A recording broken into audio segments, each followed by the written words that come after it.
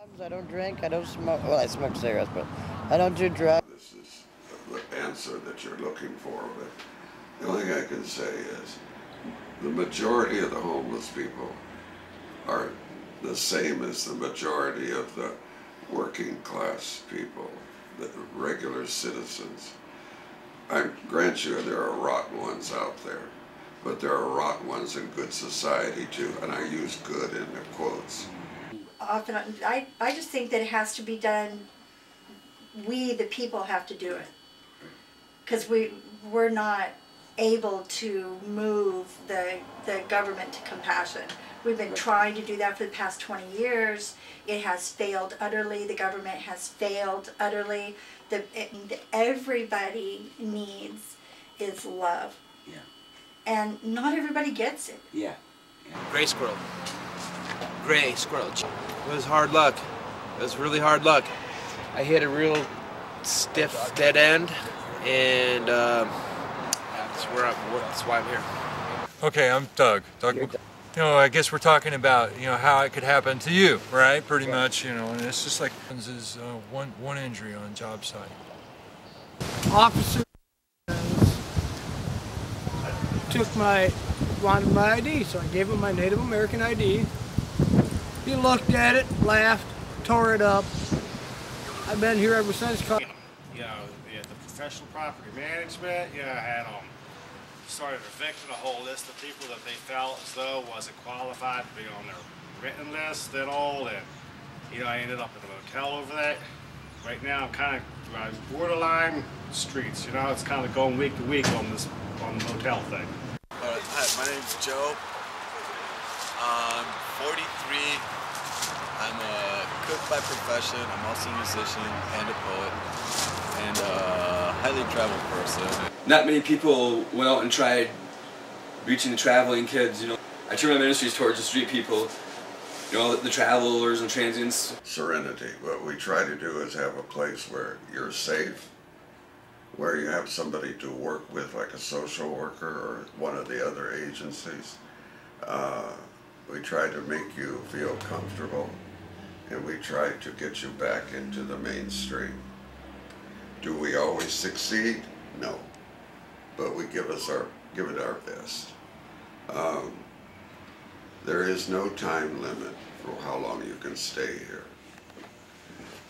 The only thing we do is try to work with you. Now, what we offer is social work. You come to me and I try to resolve your problems.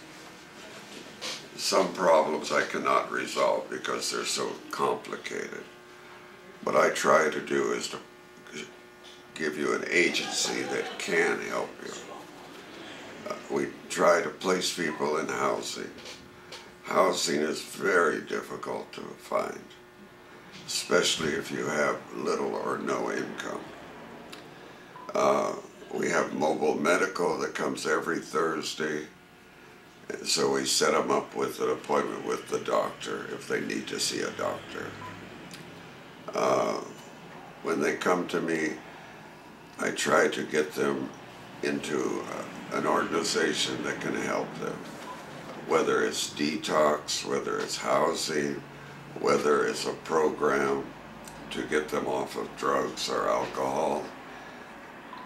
I help them in whatever way I can. Some of the problems are simple, like I need a birth certificate. I don't know how to go about it because I was born overseas in the military. Sometimes it's just a simple thing like I need a bus ticket to get to my appointment.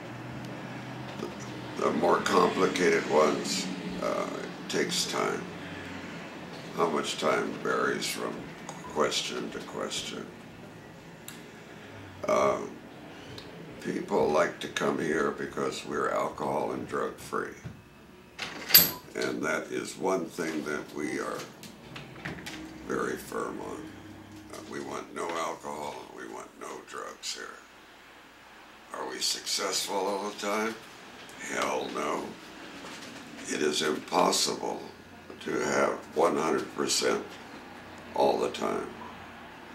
but it's one of those things you have to stay on top of constantly. The other big one we have is sex, bed hopping.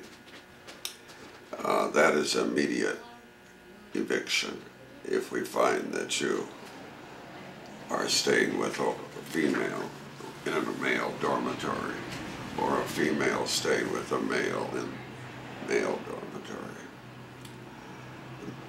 Those are the three things that we are on top of constantly.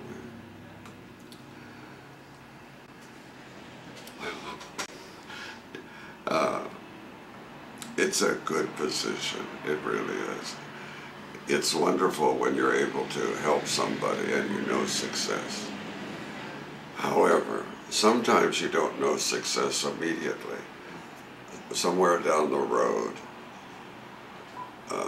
whatever you did for them suddenly takes fire and works. A professor who murdered his wife, but he was high standing in the community, but he murdered his wife. Now, if one of my people were to murder their wife, it would be expected. They would think that is just part of that cultural group. And that always irritates me. There are bad ones on the good side, and there's bad ones on the bad side. And the other irritating part is we, the wonderful citizens that we are, judge people by their clothing. Yeah. You know, of course I'm a dress horse, I always have been. But I know I get much further dressed up than I would if I was looking like I'd just come off the street. And that's not fair. It's just not fair. Because many of those people are as nice as anybody could ever want. They just are in circumstances that they have no control over. And there are so many reasons for being homeless that yet everybody that I am aware of lumps them into no good, won't get a job. And I hate that phrase, if they'd only get a job. And that is not possible. And the way things are nowadays on the economy, it's harder to find a job. Assistance Center does their best to take care of veterans. We have a lot of ex-cons and a lot of working poor. So it varies. It's up and down, up and down. Hey, I took a shower today. All right. All right, here we go. All right, this is called Homeless in America. Legends Unknown. That's what I call it. I became homeless due to my own excessive alcohol and my unwillingness to admit I was an alcoholic. I lived with homeless people for a time and learned the ways of life. These most times beautiful human beings. I also at one time considered homeless people as throwaways of society. I mean, after all, why couldn't they just get it like everyone else and go along with the system? You know, after all, there must be some way they could live on the system, welfare, SDI, SSI. There was no reason to be homeless in America. Wrong, wrong, wrong was I. Most that I talked to had tragic things happen to them in their lives. Be it addiction, loss of family, loss of self-worth, no jobs available, sincere mental problems never dealt with. Some actually chose this way of life as they became sick of the norm or society as shoved in their face and languished in the freedom of losing the chain, as I heard some I talked to. The chain, I must explain, is like how they had a chain of life. Okay? So, this land is your land, this land is my land, takes on a whole new meaning after learning from those of us who are considered less fortunate. This is mine and their story, and I hope all will accept it for what it is. Thank you, man. Amen.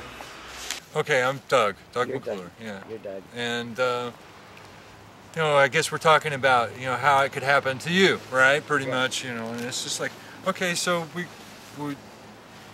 you know, we're talking about, as somebody, I've traveled a lot, you know, I've got an education, a degree in engineering from a accredited university in the South, and then lots of different work experience, and you know, athletic all the way through youth. And then what happens is one injury on a job site. You know, you don't have any roof over your head, and you know, I did the first smartest thing. When I got to Eugene, I went to the Yellow Pages. I found the Salvation Army. I went to the Salvation Army. The Salvation Army told me where the mission was, and I went to the mission.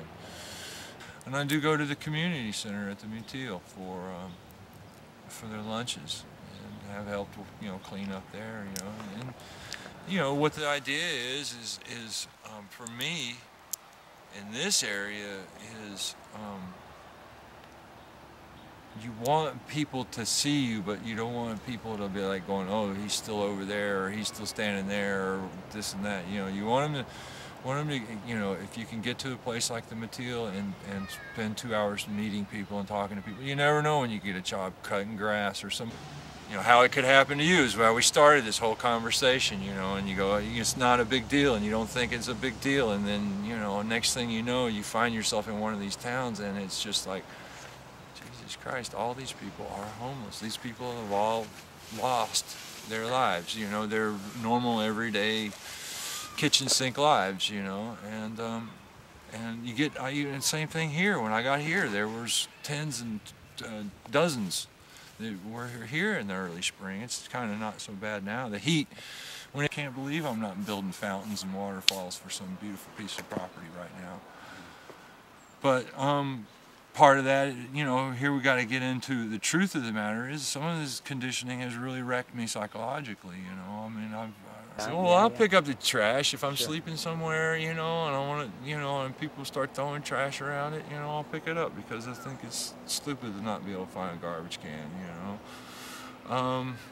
I try not to, like, live anywhere at this point because I get attached to things real fast. I'm an emotional attachment to not wanting to have to leave, or, you know, oh God, this is beautiful, you know, and if I could just move this and change this, and it looks real good. And what's happened so many times is just like it gets that way. It's like I've spent all my life trying to learn how to be able to wake up in the morning and wash my face, you know, and really be comfortable. And I did that in that trailer, and as soon as I did it, it went away.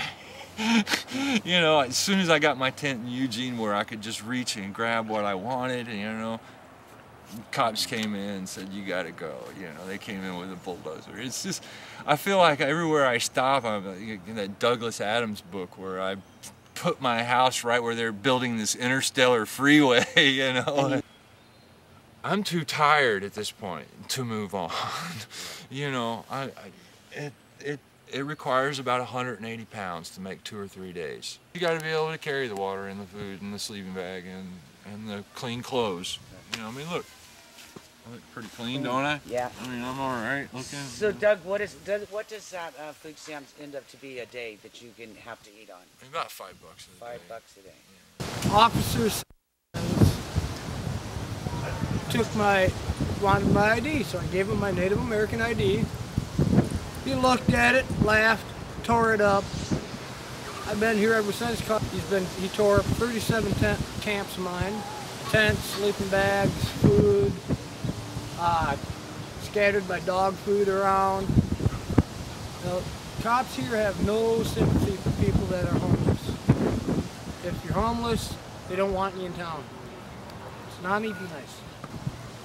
If they see if you're homeless and you're walking with a group of like 3 or 4 other homeless people, it is classified as a gang in this town. They will stop you, harass you, just ask you questions. First of the month I got harassed for not having her tags, and